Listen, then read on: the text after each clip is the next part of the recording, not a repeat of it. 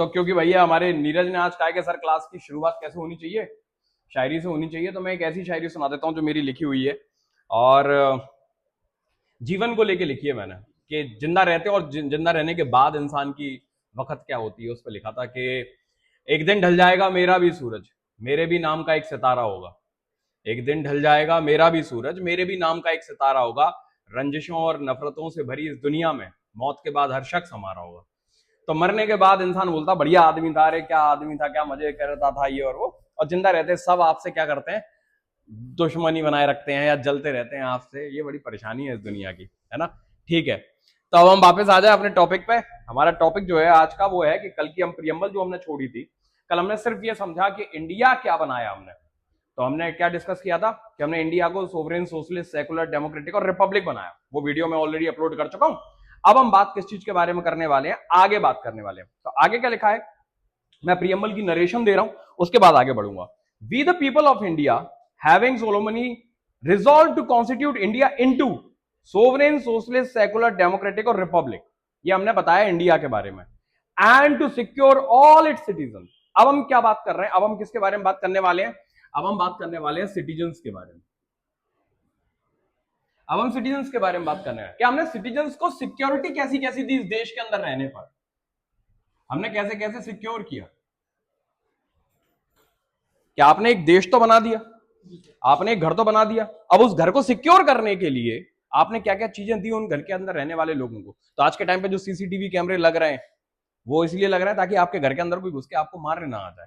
इसी तरीके से आपको सिक्योरिटी देने के लिए इस संविधान ने क्या क्या किया, आपके संविधान ने आपको जस्टिस, लिबर्टी, इक्वालिटी, फ्रेटर्निटी, ये चार चीजें आपको दे दी कि आपको परेशानी ना हो।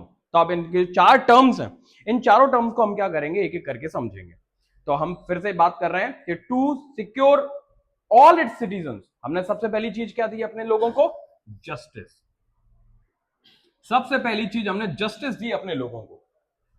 अगर आपको डाउट रहे ऊपर का पोर्शन समझने में तो प्लीज मेरा पिछला वीडियो देख लेना पहले, जो हमने बात की है किस चीज के बारे में, कि हमने देश को कैसा बनाया, उसको डिटेल में समझ लेना। उसके बाद आप फिर इस टॉपिक पे आ जाइएगा कि हमने अपने सिटीजन्स को क्या क्या दिया। तो हमने पहली चीज दी है जस्टिस।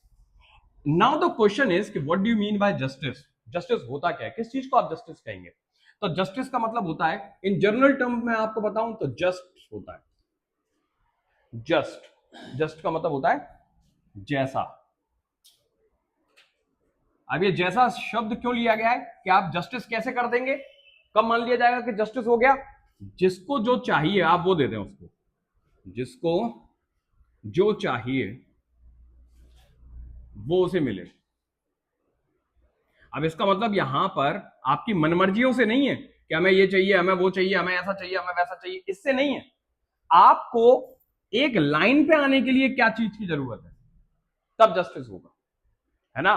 तो एक्चुअल डेफिनेशन जो जस्टिस की है वो क्या है, एक्चुअल डेफिनेशन क्रिएट होती है कि when you give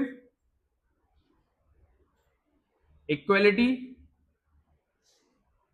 when you give equality on the basis of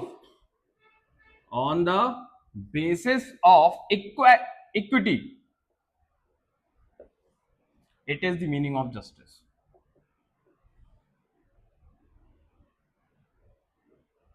क्या होता है जस्टिस का मतलब, जस्टिस का मतलब होता है जब आप क्या करते हैं, किसी भी इंसान को इक्वलिटी लाते हैं, किसी इंसान की जिंदगी में इक्वलिटी लाते हैं, लेकिन किसके बेसिस पर लाएंगे आप वो इक्वलिटी, इक्विटी के बेसिस पर। तो जिसको जो चाहिए का मतलब क्या होता है, जिसको जो चाहिए का मतलब होता है कि आप इक्विटी दे रहे हैं। फॉर एन एग्जाम्पल, ये एक लाइन है, इस लाइन पे क्या होनी है, रेस होनी है इस लाइन से, ठीक है, इस लाइन से रेस होनी है। एक आदमी जो है उसके पैर में चोट है, मतलब वो इंसान मान लेते हैं कि पैर एक नहीं है उसका, एक इंसान का एक पैर नहीं है, और बाकी जो 8 या 9 लोग दौड़ रहे हैं इन सबके पैर है, बिल्कुल सही सलामत पैर है, और एक एक इस इंसान का पैर नहीं है। अब सवाल ये आता है कि आप इस लाइन से इन 10 के 10 लोगों को अगर दौड़ाओगे तो जिसका ये पैर नहीं है, क्या ये कभी भी जीत पाएगा। इन 2 पैर वालों के मुकाबले क्या ये एक पैर वाला इंसान कभी भी किसी स्थिति में जीत पाएगा, क्या नहीं जीत पाएगा। कोई मिरेकल हो जाए तो बात अलग है, जर्नल परसेप्शन में तो ये नहीं जीत सकता। समझ में आई ना बात? तो क्या इसके साथ हमने इक्वलिटी दी? इसको इक्वलिटी दी, हमने इक्वल किया इसको? नहीं किया। तो पर्पस क्या है जस्टिस का? जस्टिस का पर्पस है कि आपको क्या करना है, आपको इक्वल करना है। अब इसको इक्वल करने के लिए आपको क्या करना पड़ेगा? आपको ऐसे ही लोगों की रेस करवानी पड़ेगी जो क्या हो, एक पैर से ना चल पाते हो, तो जस्टिस हो पाएगा। या आप क्या करोगे, या आप इसको फेयर चांस दोगे कि ये कम से कम नहीं तो 15 कदम आगे हो जाए बाकी लोगों से। आप इसको 15 मिनट ज्यादा दोगे। जैसे आप एग्जामिनेशन देने जाते हो, कॉम्पिटेटिव एग्जामिनेशन देने जाते हो, तो वहां पर स्पेशल कैटेगरी के लोग भी आते हैं एग्जाम देने, उनका टाइम बाकी स्टूडेंट से ज्यादा होता है, आधा घंटा ज्यादा टाइम मिलता है उनको। वो आधा घंटा टाइम ज्यादा क्यों मिल रहा है? क्योंकि जो आदमी दोनों आंखों से देख सकता है, एक तो ऐसे लोग जो दोनों आंखों से देख सकते हैं, और ऐसे लोग जो दोनों आंखों से नहीं देख पा रहे हो या उनकी कोई और कंसर्न है, उनको आप क्या कर रहे हैं, उनको आप 30 मिनट ज्यादा देते हो किसी भी एग्जाम के अंदर। अब सवाल आ रहा है कि जिनकी आंखें हैं वो इस चीज पर क्वेश्चन खड़े करते हैं कि सर इसको 30 मिनट ज्यादा क्यों दिए जा रहे हैं? वो इसलिए दिए जा रहे हैं क्योंकि वो अभी जिस ग्राउंड पर है उस ग्राउंड पर आप नहीं, आप उससे आगे। तो आपको क्या करना है, इक्वालिटी स्टैब्लिश करने के लिए सबको एक ही लाइन पर लाना है। तो मतलब क्या होता है इक्वालिटी का? मतलब क्या होता है इक्वालिटी का? मतलब है ये लाइन, कि सब एक ही लाइन पे आके खड़े हो जाएं, ये होता है इक्वालिटी। और ये हम इक्वालिटी समाज में स्टैब्लिश कैसे करते हैं? हम आजाद कब हुए? हम आजाद हुए 1947 में। ध्यान से समझना इस इक्वालिटी टर्म को, ताकि आपको जस्टिस समझ में आए अच्छे से। क्योंकि आपको जस्टिस समझ में नहीं आएगा तो आपको कॉन्स्टिट्यूशन के कोई भी कॉन्सेप्ट समझ में नहीं आएंगे। अब आप क्या कर रहे हो, 1947 में आप फ्री हुए। 1947 में इस देश की जो हालत थी, जो हमारा देश था, इस देश की हालत अलग अलग चीजों में अलग अलग थी। हम जाति व्यवस्था में बटे हुए थे, बटे तो आज भी हैं, लेकिन जब जाति व्यवस्था में बटे हुए थे तो बहुत बेकार स्थिति में थे हम। पूंजीपति थे हमारे देश के अंदर, किसान वर्ग था, अलग अलग वर्ग थे जिनके बीच में पैसे को लेके बड़ा डिफरेंस था। जाति की वजह से समाज में जो एक समानता होनी चाहिए उसमें बहुत डिफरेंस था। कई लोग तो मंदिर में नहीं एंटर कर पा रहे थे, कई लोग पानी भरने के लिए कुओं पर नहीं जा पा रहे थे। बहुत वो था, डिसबैलेंस था। तो 1947 से आजाद होने के बाद जब हमने कॉन्स्टिट्यूशन बनाना चालू किया, जो कि 1950 के अंदर हमने जाके लागू किया, सवाल ये आया हमारा कि अगर इन लोगों को जो देश में अभी ऊपर नीचे हैं, कई सारे लोग यहां थे इस लाइन से, कई सारे लोग यहां थे इस लाइन से ऊपर थे। अब सवाल ये आ रहा था कि हम इन सबको इक्वल नहीं करेंगे अगर, तो ये जो ऑलरेडी आगे हैं ये तो और आगे भाग जाएंगे फिर, और ये पीछे वाले बेचारे और पीछे रह जाएंगे। तो हमने क्या किया, हमने स्पेशल प्रोविजंस देने स्टार्ट किए। हमने इन लोगों को अलग अलग तरीके से या इस लाइन पे ला के खड़ा किया, इस लाइन पे लाए, और इन लोगों से कुछ चीजें छीन के इन लोगों को यहां लाए, ताकि सबके लिए एक लाइन बन जाए और फिर सब इस एक लाइन से आजाद भारत के अंदर दौड़ना चालू करें। बिल्कुल, टाइटल वापस ये थे, आर्टिकल 18 इसका एग्जाम्पल है। जो आगे थे उनसे उनको पीछे किया, जमीन अधिग्रहित की हमने फिर बाद में, वो भी इसका एग्जाम्पल है। तो हमको क्यों करना पड़ा ये? ताकि हम जो देश बना रहे हैं उसमें उस दिन से, जिस दिन से हम अपना संविधान लागू कर रहे हैं, सब इस लाइन पर हो। अब यहां से कौन कितना आगे बढ़ जाएगा ये उसकी काबिलियत के ऊपर होगा। लेकिन हमने 1950 को क्या किया था, सब लोगों को इस लाइन पर लाके खड़ा कर दिया था। ये हमने पूरी कोशिश की थी उस टाइम पे, गॉट दैट। और जैसे ही आप इस लाइन पे इनको लेके आ गए, इसका मतलब हो गया कि आपने उन सबके साथ जस्टिस कर दिया जो उस लाइन से पहले नीचे थे। तो आर्टिकल 15 जब आप पढ़ते हो, आर्टिकल 15 जब आप पढ़ते हो, तो आर्टिकल 15 के अंदर क्या हुआ, स्पेशल 3 और 4 जब पढ़ोगे, क्लॉज 3 और 4 आर्टिकल के, जिसके अंदर फीमेल्स को लेके स्पेसिफिक प्रोविजंस है और बच्चों को लेके स्पेसिफिक प्रोविजंस है।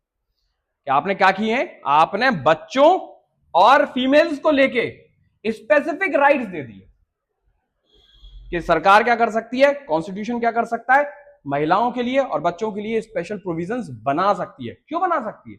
क्या मतलब था इसका, कि ये बच्चे और जो महिलाएं थीं वो इस 1947 से पहले उनकी स्थिति देश के अंदर इक्वल नहीं थी, वो परेशान थी कई सारे सब्जेक्ट मैटर्स में, उनकी उतनी फ्रीडम नहीं थी। तो आपको क्या करना पड़ा, आपको उनको स्पेसिफिक प्रोविजन देके यहां लाना पड़ा। फिर आपको क्या मिलता है, आपको रिजर्वेशन मिलेगा। रिजर्वेशन भी यही एक कारण है कि यहां पर कई सारे एससी एसटी के लोग थे जिनके पास में वो पावर नहीं थी कि वो पढ़ लिख के यहां तक आ जाए। इतनी डरी हुई सोसाइटी थी उस समय एससी एसटी की, बहुत डरे हुए लोग थे वो। तो उनमें ये क्षमता ही नहीं थी कि वो क्या करते, कि वो यहां आके क्या कर पाते, इक्वलिटी ले पाते, आजादी के बाद भी। इसको समझने की कोशिश करो। 1947 से पहले जो आपका राजा हुआ करता था आदमी, आज वो आपके बराबर हो गया है आजादी के बाद। अब वो राजा को जिंदगी भर आपने राजा कहा है, राजा साहब, और डेली आप उसके सामने झुके हो। अब आप बोल रहे हो कि हम उसके सामने कल से झुकना बंद कर देंगे। तो आपने लिख तो दी ये चीज कि हम झुकना बंद कर देंगे, लेकिन सवाल यह है कि आप मानसिकता बदल दोगे क्या एकदम से? 2 दिन में मानसिकता बदल दोगे? नहीं बदल पाओगे। And that's the biggest question जो उस समय हमारे देश के अंदर था। अब सवाल ये आ रहा है कि जब आप मानसिकता नहीं बदल सकते थे एकदम से, या आपको पता था कि हम एकदम से मानसिकता नहीं बदल सकते, तो आपको क्या करना पड़ा? आपको जो इक्वल नहीं थे लोग, जो आपको पता था कि इनके साथ में प्रॉब्लम है, इनको आपने क्या किया? स्पेशल प्रोविजन देके उस इक्वलिटी में लाया, ताकि अगर ये लोग जो ऊपर हैं ये किसी भी तरीके के भेदभाव करने की कोशिश भी करें, तो आपका संविधान क्या कर ले? आपको प्रोटेक्शन दे दे, आपको जस्टिस दे दे। समझ में आई बात? तो कॉन्स्टिट्यूशन ने क्या किया? कॉन्स्टिट्यूशन ने आपको जस्टिस देने का काम किया। और जस्टिस होता क्या है? जस्टिस होता है कि आपको इक्वल कर दिया जाए, बराबर कर दिया जाए। ठीक है, जैसे लोग होंगे उनके बीच में सब इक्वलिटी हो जाएगी। ठीक है, और वो किस ग्राउंड पे होगा इक्वलिटी? इक्विटी देके, समता देके। समझ में आई बात? तो that is what you need to identify कि हमने क्या किया? महिलाओं को महिलाओं के साथ एक समानता दी, पुरुषों को पुरुषों के साथ एक समानता दी। जहां पर जेंडर न्यूट्रल वाली बात है वहां पर जेंडर न्यूट्रलिटी को समानता दी। जहां पर बच्चों को समानता देनी थी वहां बच्चों को समानता दी। जहां बुजुर्गों को समानता देनी थी वहां बुजुर्गों को समानता दी। जैसे 60 साल के ऊपर हमने सबको क्या माना?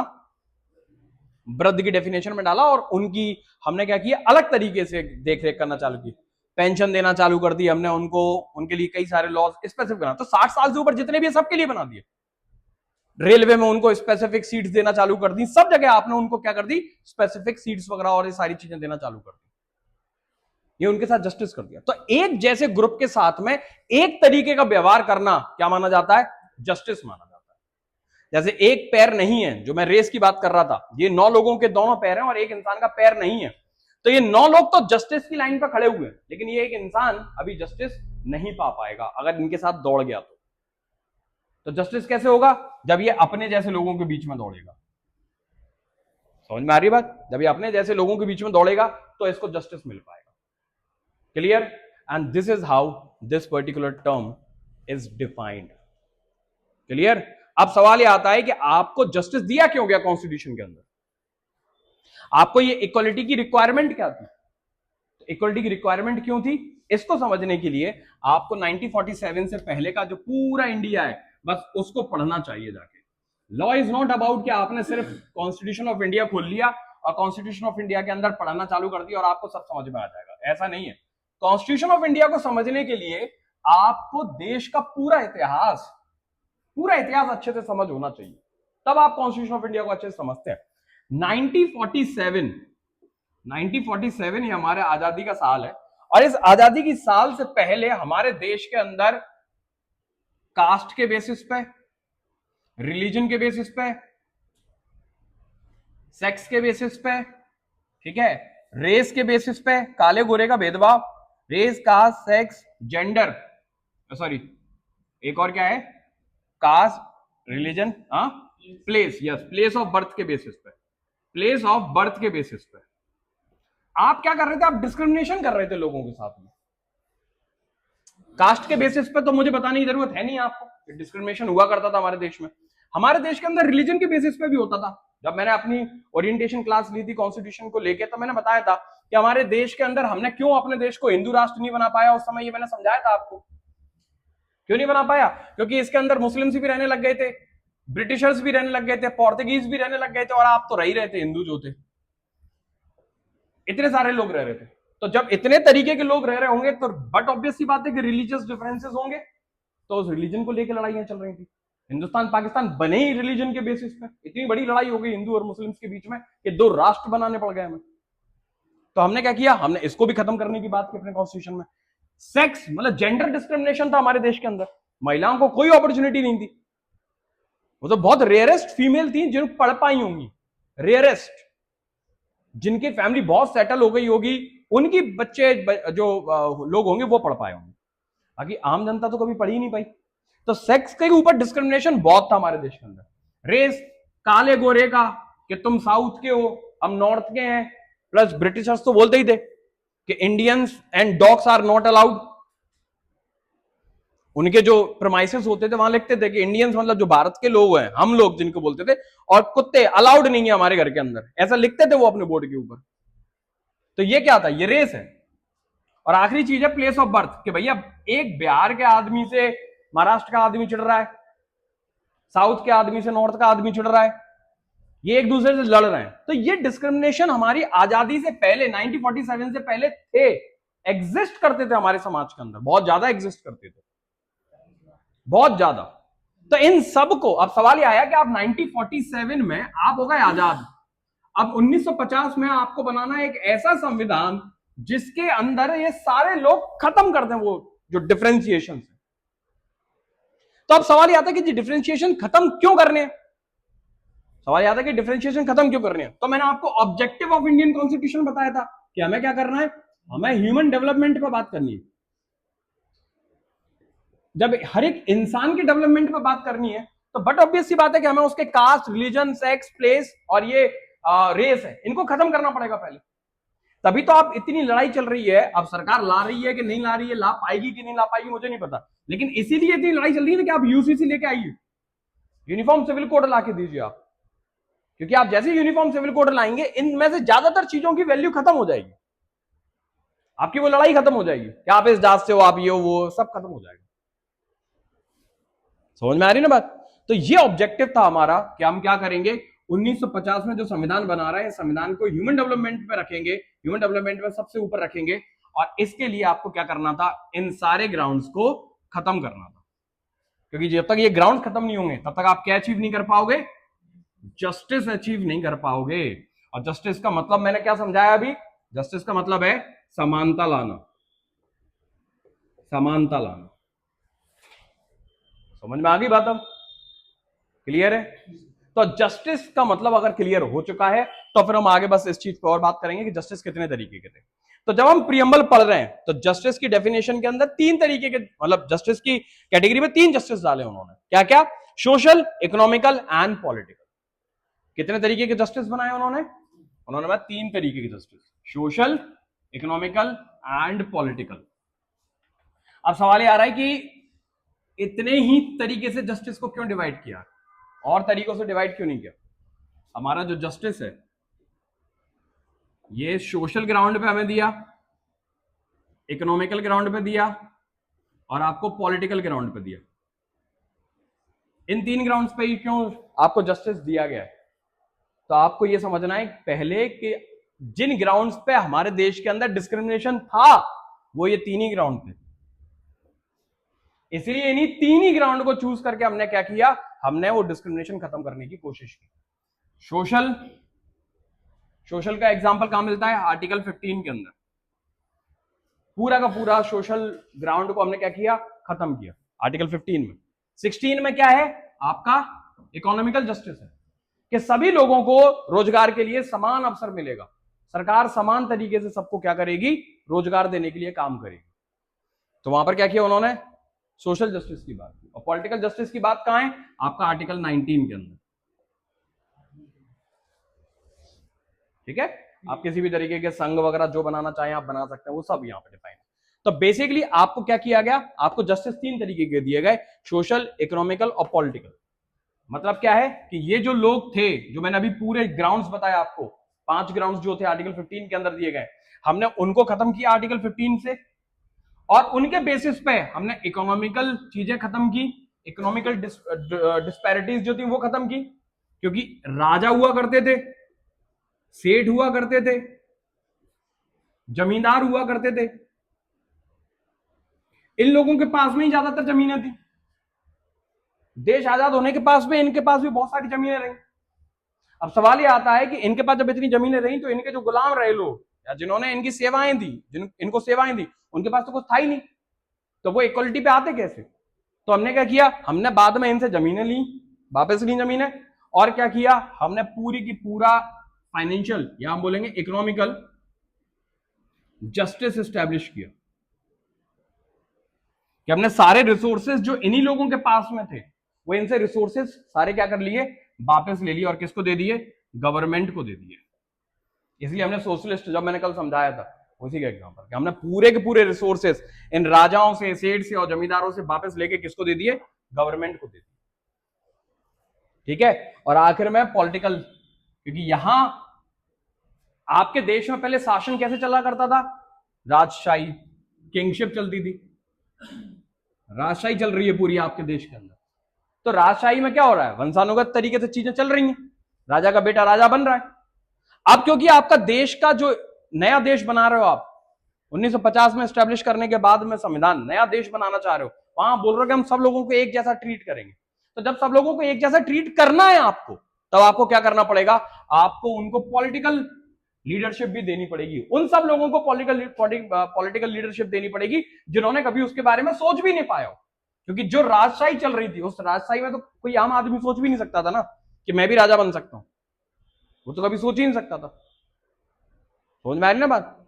तो आपको क्या दिया गया, यहां पर पूरी पावर दी गई कि आप भी क्या कर सकते हैं, आप अगर लगता है कि आप राजनीतिक दृष्टिकोण से, क्या आप राजनीतिक दृष्टिकोण से अगर सक्षम हैं, चाहे आप फिर किसी भी कैटेगरी के इंसान हो, किसी भी धर्म के इंसान हो, किसी भी जगह पर रहते हो, अगर आप इस सरकार के अंदर आके आप लोगों के लिए, वो ह्यूमन डेवलपमेंट वाली बात है, अगर आप ह्यूमन डेवलपमेंट के लिए काम कर सकते हैं, अपने डेवलपमेंट के लिए नहीं, ह्यूमन डेवलपमेंट के लिए काम कर सकते हैं स्पेसिफिकली, तो आप क्या कीजिए, आप चुन के सरकार में आ जाइए।